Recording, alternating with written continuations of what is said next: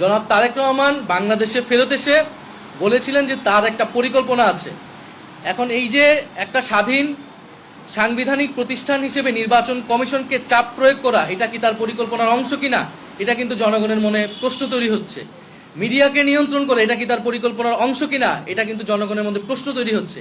নির্বাচনকে একদিকে হেলে ফেলানো, প্রশাসনকে চাপ প্রয়োগ করা, নির্বাচনে যাতে প্রশ্নবিদ্ধ হয়, গণভোটে যাতে নায়ের পক্ষে পড়ে, এগুলো তার পরিকল্পনার অংশ কিনা, এটা কিন্তু আমাদের মধ্যে সবার মধ্যে কিন্তু প্রশ্ন তৈরি হচ্ছে।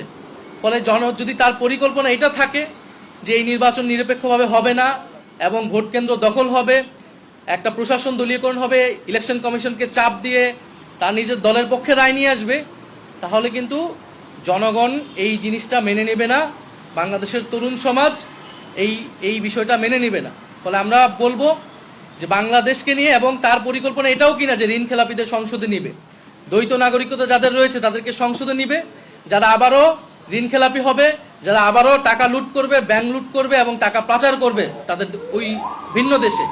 ফলে তার পরিকল্পনাটা জনগণের সামনে স্পষ্ট করা উচিত।